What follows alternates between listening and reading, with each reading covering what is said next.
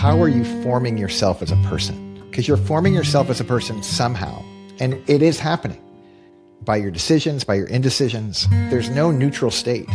Either I'm in paralysis and drifting away where something is going to pick for me, or I'm learning the hard skill of choosing, even when I get it wrong, knowing that I probably will get it wrong a lot. But it's not about right or wrong. It's about the skill of choosing, the skill of deciding, and increasing the strength of those decisions over time.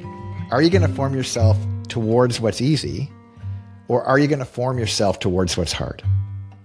And if you form yourself to what's easy, you'll look pretty indiscernible from everyone else. If you're wondering what easy looks like, just look around. Easy is everywhere. Everywhere. As humans, we prefer the path of least resistance. We crave convenience, the payoff without the price. But when our lives revolve around comfort, it doesn't deliver. Living in perpetual comfort leaves us weak and asleep. This podcast is an invitation to flip that script, to choose the unlikely path, to get the life you really want through voluntary discomfort.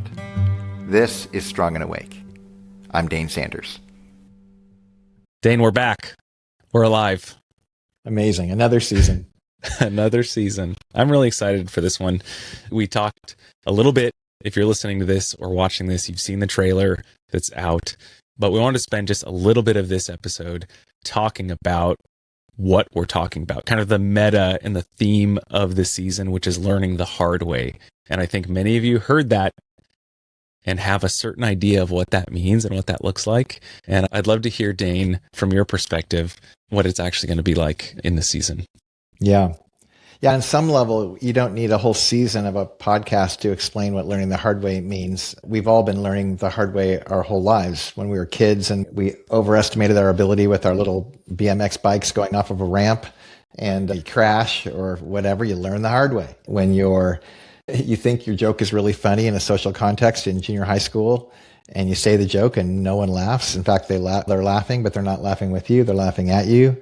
You learn the hard way. And we could go on and on with all these examples. And the common thread in all of those is something went hard. Something went in a direction you didn't want it to go.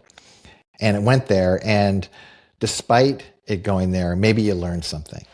And I just want to say up front, we may talk a little bit about that dynamic near the end of the season, but I want to be really clear up front. That's not what this is about. It's actually not about learning despite things not going the way you would prefer, the hard way. It's actually learning a way that is hard. It's actually learning a skill that we're calling the hard way. That is, I believe, perhaps one of the most important skills one could learn in the cultural moment we live in. And I don't know if this has been true in every era. In fact, I'm speaking even when I say cultural, I mean macro. We'll get into the details about that in a second. But some people might be listening to this and they're just in the thick of hard. My dear friend, I've been talking about him a lot lately, my friend Richard, who's been diagnosed with brain cancer. He's in the middle of a hard way that he didn't pick. And I don't know that this season is necessarily for him. It could be. I think it could be great, actually, the more I think about it. But it's not something I would prescribe. It would be something that he would have to choose and go, yeah, even in the middle of this terrible season that I'm in, I'm going to pick the hard way. And I think that would be wise, but maybe insensitive for someone to prescribe to someone like Richard in the situation he's in. And whether or not you're in a tough moment or in the spectrum of possibility, you're in an easier way moment. In either case, the degree to which you can find the courage to learn how voluntary discomfort could benefit your world. And actually, that's not quite right either. I don't want you to learn about it. I actually want you to practice it. And our hope is that with each episode, as we get into topical analysis of common phenomena that people are experiencing all the time, you can see the hard way through that you choose. And when you choose that hard way, the skill that I'm alluding to will become not only second nature, but you'll see benefit from it. Benefit that most of the people that you live life with don't know what you're experiencing. It's a weird phenomenon. And we know this because whenever anyone's going through a hard time, whether they choose it or it gets chosen for them, the common response of everyone around you who care about you is, oh, are you okay? Oh, that sounds terrible. Oh, how can I give you some relief? All the rescuers show up in our lives and they're like, they want to give us a way out. And what we're saying is, if you can bear it, would you consider choosing a way in, not a way out? Could the hard way actually, in very specific contextual circumstances that we're going to talk through with every episode, could you build your life around choosing the hard way, to volunteer for the hard way as a means to get something that nobody else has, to get a kind of gold that is so rare? And this metaphor of gold is really important here. It's a rare mineral. It's a rare thing. And we're in a world where we're desperate for people to have this rare thing, this capacity to navigate terrible and hard and difficult. And that's what I want to emphasize here. Learning the hard way is good news. It's not just how to get something out of a bad situation. I love that. It's turning it from simply just the means, but also the very thing that we get. That's right. And I think you'll find, listener, as you're listening to each of these episodes, we're going to do our best to stay on track here and focus and point each of these episodes to really zero in on a false promise or something that stands in the way or prevents many of us from actually realizing that skill or that capacity or that ability. Whether that's in the Christian tradition, it would be like you've got the big three. You've got the world, the flesh, and the devil telling you all these false promises. And similarly, we've got the world and these marketing messages and these false promises out there. We have our own innate desires to rescue ourselves or avoid pain. And then maybe the devil's in there too. I don't know. I'd add a fourth, and that's just, again, this the person trying to bail you out, whether that's you or a friend, a well-intentioned friend. And this is where I'd do almost anything to take away what my friend Richard's going through right now. It's just awful. My wife and I saw the movie Hamlet, the play on Hamlet. It's going to win a bunch of things in the award season. It's unbelievable. But without spoiling anything, there's just a central moment where one character kind of gives up their life for another. And there's something in that I get. I get why there's like, I want to save my friends from suffering. That's good. I understand that. But if the suffering's, in what other context do humans actually get benefit? If we can somehow, the line that we hear all the time in communities that understand this, like the CrossFit communities, getting comfortable being uncomfortable. This is the premise. These are the means by which you get access to this special capacity. And we want to talk about that. And I'll also just give one other qualifier in the front end. And this is always the danger of you and I helping to lead a community of people. We were both lamenting before we hit record today how this weekend was a total terrible. I did this all wrong. And so there's not some high horse here where somehow you learn a skill and get such a great capacity that you no longer succumb to the easy way. At least not in anyone I know. There's something kind of built into probably our biology that it's a lot to overcome. And it's worth it. It's worth endeavoring to move in that direction because we just desperately, I need it as an individual. We need it as a collective. And if we don't find it, I think we're in far more trouble than what we think is hard right now. If we think this is hard, just you wait. You're going to want to have done the work in advance of what really hard looks like. Yeah. And I think we're certainly on this path ourselves, and we're not going to have some guarantee. You will have arrived by the end of this season. You'll have all the answers. We're getting into the topic for today, which is like the idea of optionality. And we've talked about this. If you're familiar with past seasons, we've talked about this kind of idea from different angles multiple times.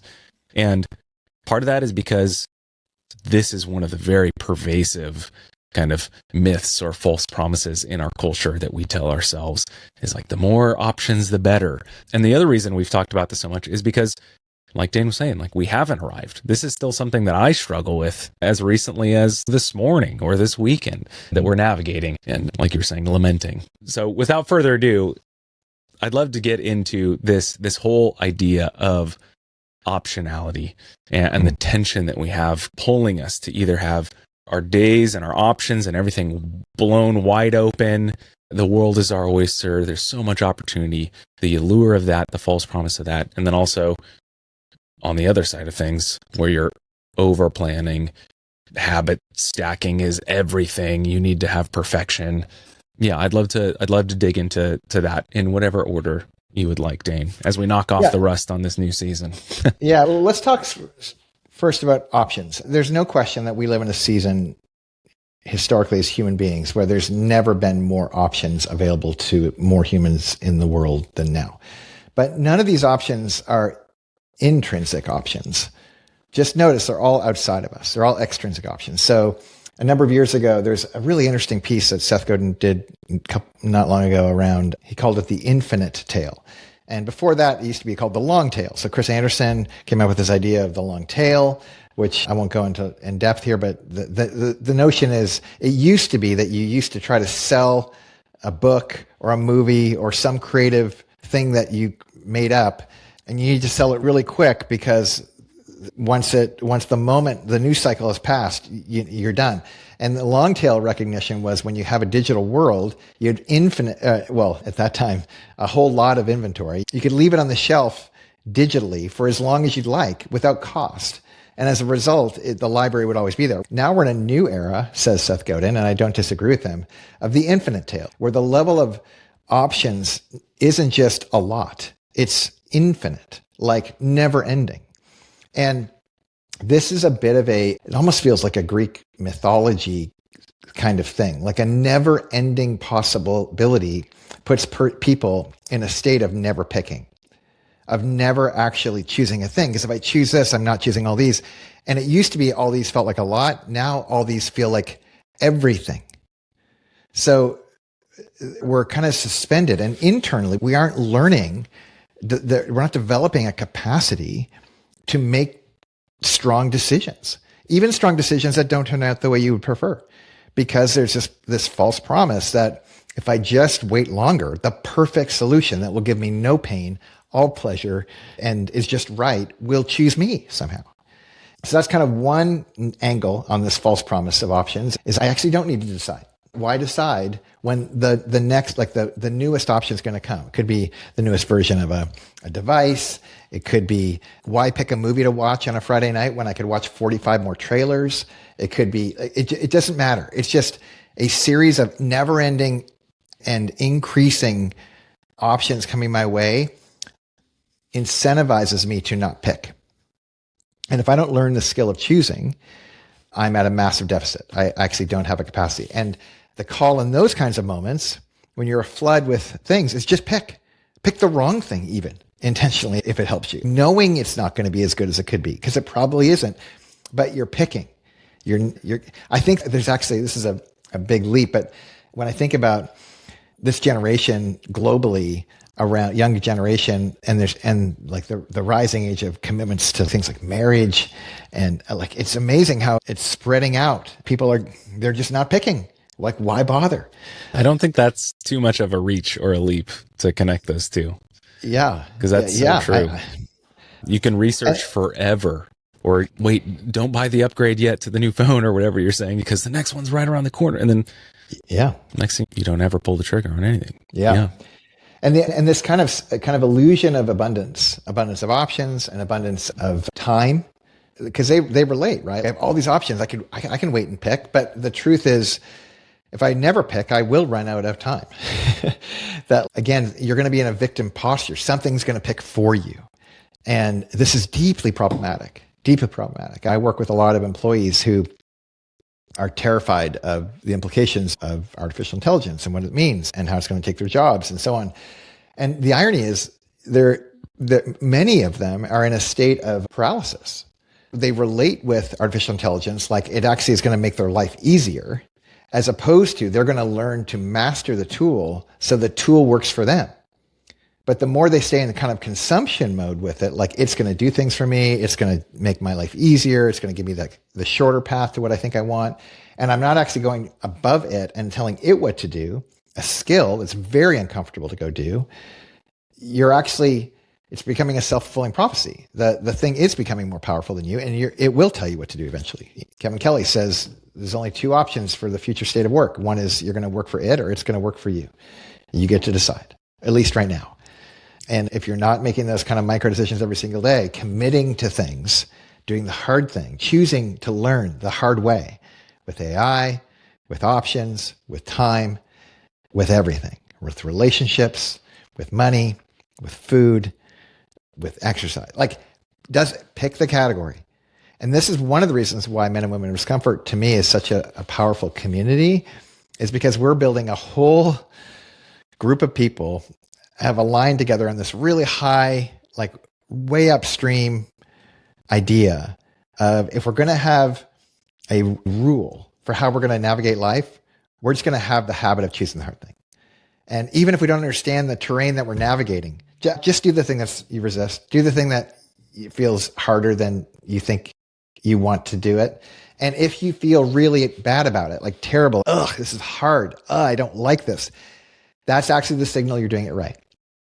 And I sound crazy to so many people. I recognize that. But I also feel a little bit like some crazy dude out in the wilderness that we're going to look back on and go, yeah, there was something to what that old guy was saying out in the desert. And that's what I feel like I'm in tune with. And that's really positioning me poorly. I just mean it like there's a group of people around the planet in this cultural moment who are going, there's something here. And they're practicing it, and they're learning a capacity that, again, I think it's a skill you're going to learn. And I think to trade those false promises for something that's more true is to go, okay, what am I going to choose? What am I going to attend to?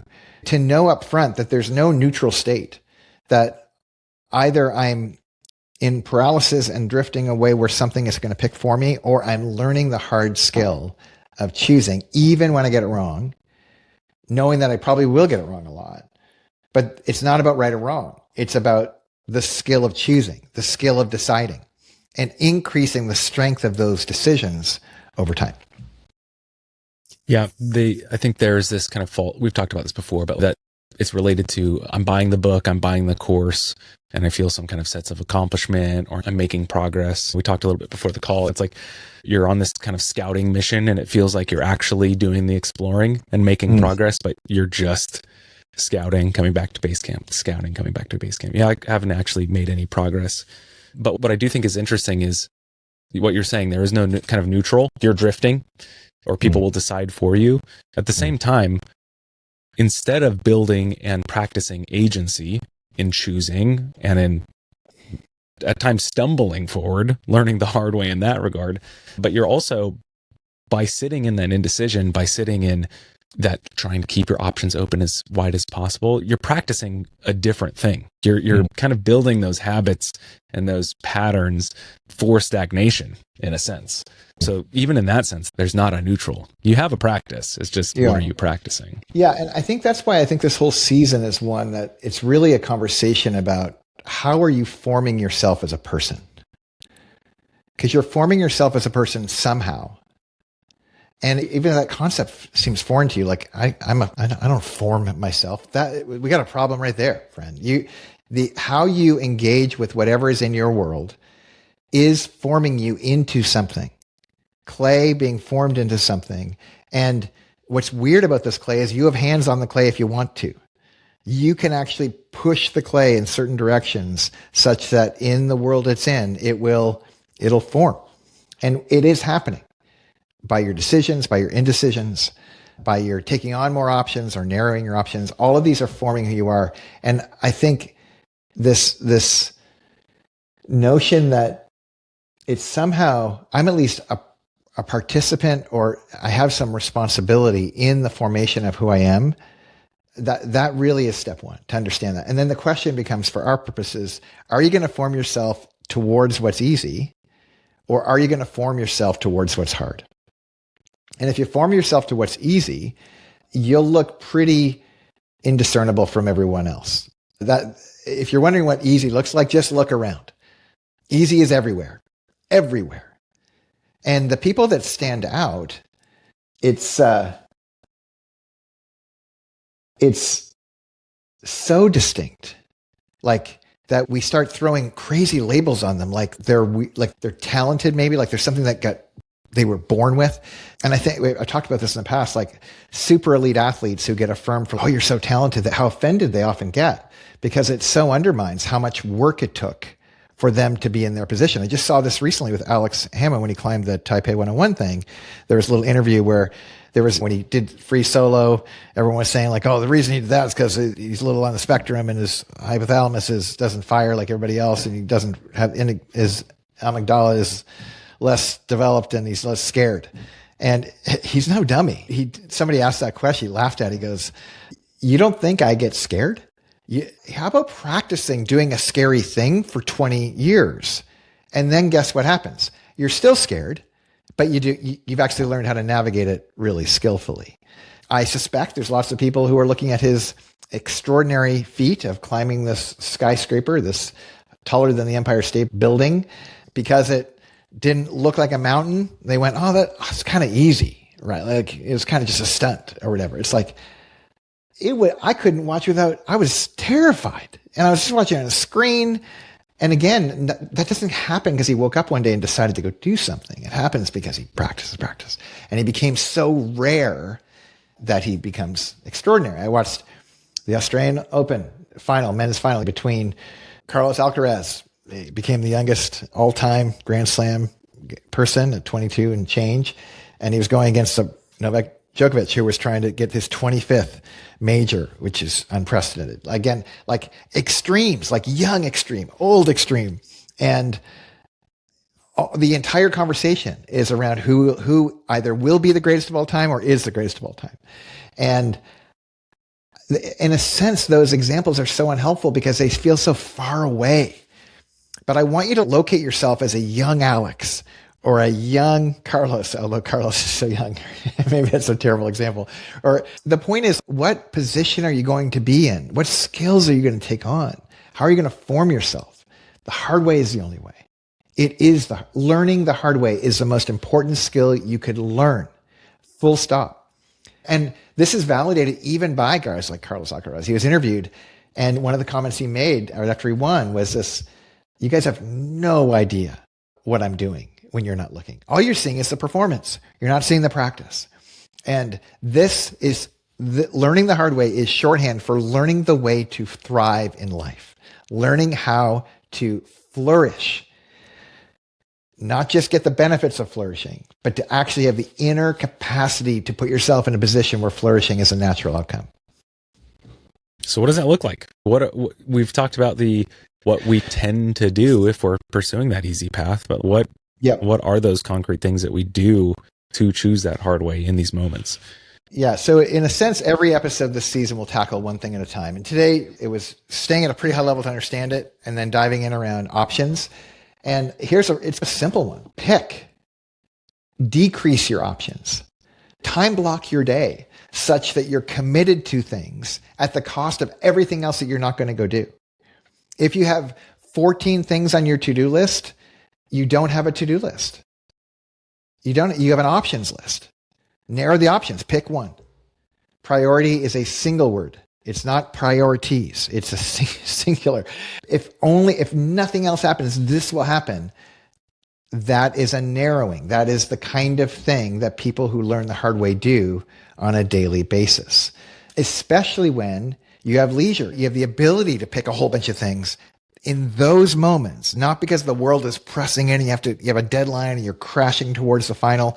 That's not what I'm talking about. I'm talking about you have so many options available and you choose to have very few. That is the hard way. And if there's anything that happens between this episode and next episode for listeners, I just wish they would experiment. They would experiment with just noticing how terrible it feels to have 14 options available and they all look beautiful. And you pick one. And you say no to the other 13. It kind of want to make you barf. It kind of want to make you feel like it's not just fear of losing out. It's actually knowing that you're missing out. But when you choose to miss out, the pleasure of missing out only comes when you commit all the way through and you're doing that one thing and you experience on the other side of that one thing, the thing that's only available to people who chose that one thing. And that's that deep sense of satisfaction that you're actually in something substantive. You're not just living your whole life on this thin veneer of an existence. You're actually becoming someone. You're participating in the formation of who you're becoming. And that's the invitation this week, is reduce your options by picking the one thing. And then as you're in it, stick with that one thing, especially when you don't want to. And not only will you guys do it, I hope, as listeners, what I'm putting myself on the hook for is I will too. Because like I mentioned at the earlier, like it's just, we are so aflood in options. At the least, recognize that's not a good situation to be in. And then work your way in the direction of slowing, get to a state where you can pick the one and stick with it. Men and Women of Discomfort is our membership community, and we are open to everyone. But keep in mind, our tagline is, "It's probably not for you." If we're wrong about that, or if you want to find out for yourself, you can find us at MWOD.io.